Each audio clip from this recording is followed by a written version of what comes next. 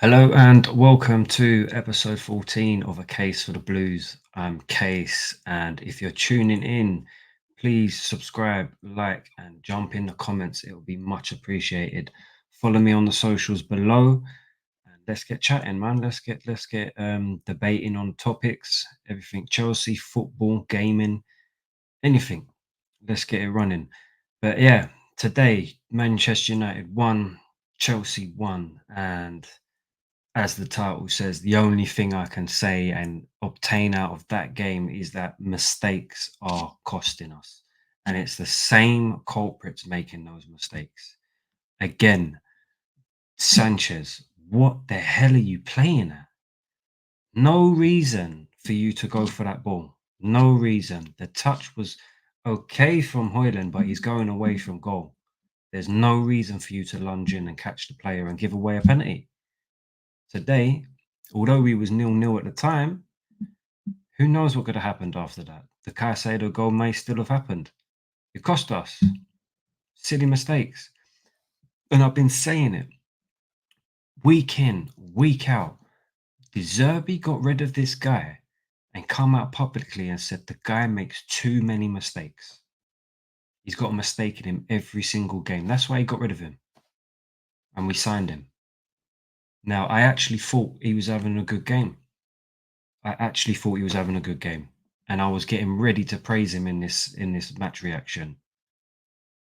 And what does he do? He makes a mistake because he's got it in him. He's got a mistake in him. That's the truth. The goalkeeper is not good enough. It's another player in this team that is not good enough. Now, we've dropped 2 points today, and I felt like it wasn't like last season. Last season, we were playing Eric Ten Hag's team. They were shit at the time. We should have beat them, and we didn't beat them. We were shit, they were shit. We should have got a result last season. This season, Manchester United have been shit. But what I will say is, in the last two games of what I've seen from Manchester United, where there's been no Eric Ten Hag, they've actually looked all right. They've looked a lot better. The shape is better. They're doing things better. Even the substitutions look better. So it's a different era for Man United, and they've definitely got a manager bounce. Undefeated under Ruud van Nistelrooy, 2 games in. Not bad. But that's no excuse. I felt like we should have won today. So I'm a little bit disappointed. I'm not overreacting. I'm not going to go mental. I'm not going to sit here and be all doom and gloom. We've got a point at Old Trafford at the end of the day. It's not the best result that I wanted. Of course, we always want to win. But I just felt like today was a good opportunity to take advantage of all the results that happened around us. Villa dropping points, City dropping points, Arsenal dropping points, Brighton dropping points, and we haven't done it. So, these little fine lines or whatever you want to call it, these little points when it gets to the end of the season, we could rely on moments like this and we haven't got the job done. I thought today the game in truth was a bit flat. It was a bit boring. I'll be honest with you. 70 minutes onwards, a penalty, and then a cracking strike from Caicedo. What a goal that was, man. What a goal. And what a performance he put in as well. This guy is solid. Best centre mid in the Premier League right now. I've said it. I'm saying it again. I'm standing by it. The best centre mid in the Prem at the moment is Moises Caicedo. Week in, week out, he's putting in solid performances, and he's been doing that since the start of January. And he hasn't been getting the respect, obviously, because of the price tag and the banter that comes with it with rival fans. But it's time to put some respect on his name. I thought Lavia had a good game. I thought Reece James at left back was very comfortable. He made one pass that was a little bit wayward, and it led to a chance. And the free kick, that was the Fernandez free kick. Other than that, I thought he looked very comfortable. I thought Gusto had a good game defensively, but when it came to getting into the attacking third, he was in the positions. But once he was there, what are you doing with it? Do you know what I mean? I thought he kind of got a nosebleed a little bit when he was too far up the pitch, and I did wonder whether we did that, like whether we put Reece James there instead. But then when I saw half time that they put Cucurella on and then they made Cucurella invert, I know why they're doing it because they don't want Reece James to be putting that much effort on him. too much strain on his body. They're looking after him. I appreciate that. Keep him fit. He's a brilliant player. I thought Fafana was up and down that game. Did some good things, did some bad things. He gives away silly fouls a lot. Cole was all right. Neto first half, I thought was a little bit quiet. We wasn't really going down the left hand side, and maybe it's because we was inverting on the right with Gusto that we went down that side because we always had the extra free man. So I understand it. But he wasn't really having an impact in the first half. Second half, I thought he was brilliant. Getting at his man, being direct. Yeah, I thought second half he was good. Palmer, quiet, very quiet today. Now, this new system that we're playing where we invert, he seems to take up his position on the opposite side where the inverted player is playing. So if Gusto's on the right, Palmer plays on the left. When Cucurella started inverting on the left, he peeled out to the right. But yeah, a little bit quiet today. Madwake, again, didn't really do much today, didn't really have an impact on the game. Runs at his player every now and again, but then he filtered out. Not enough, in my opinion, today.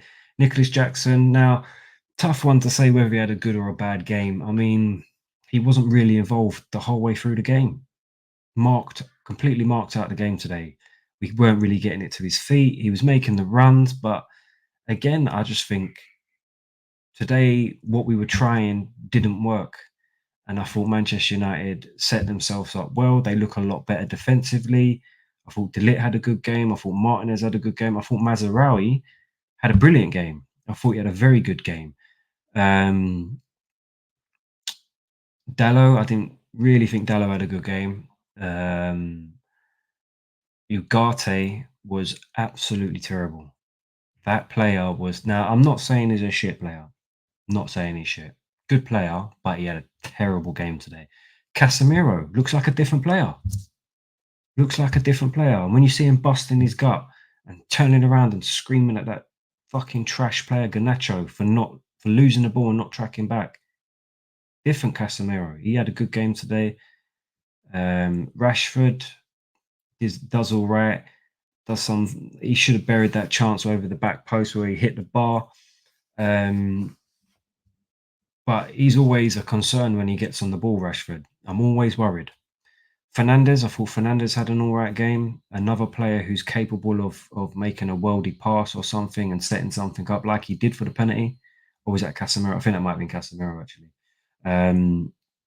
Højlund, I thought Højlund was average. He obviously won the penalty, but that's more on Sanchez, the fucking idiot. Who else was there? Oh, yeah, Garnacho.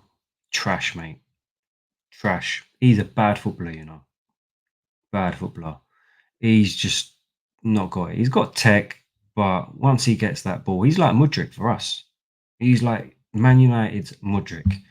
Now, when Mudryk come on the pitch, I was expecting something different. He's been playing quite well recently.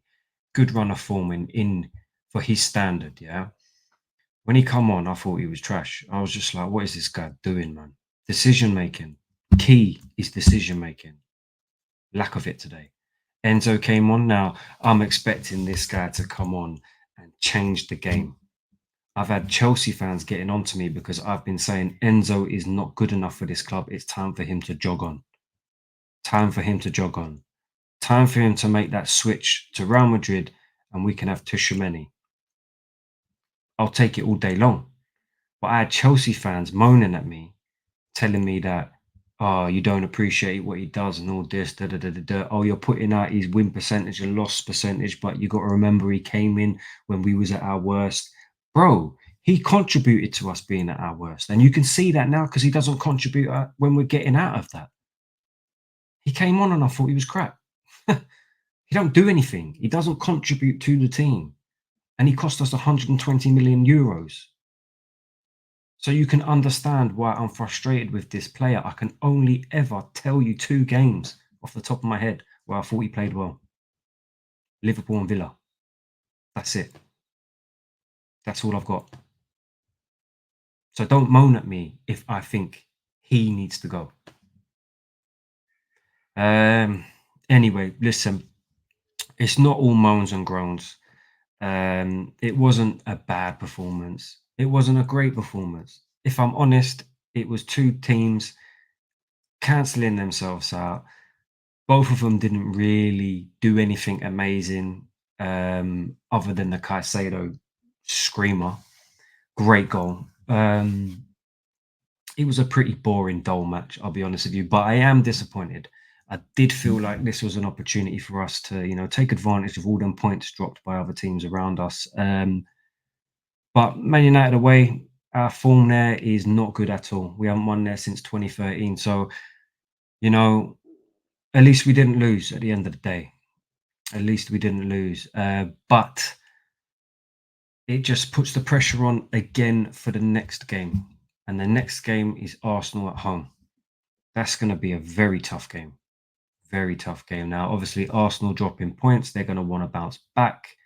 The only positive is they've got Inter Milan during the week, so they could be tired. Don't like to say it, but they've got injuries, so it could go in our favour. And they're going through a little bit of a rough period, so we've got to, use that to our advantage, and we've got to go there on Sunday, and we've got to win because now the pressure. It's not pressure, but the results, like I've said in the other match reactions, they've got to match our performances. So we need to get points on the board, keep it going. We're well in there for a top four race, in my opinion. When it comes to a title race, we've not been around there to be calling it a title race, but it's still early doors. I'm not going to rule anything out until it's ruled out.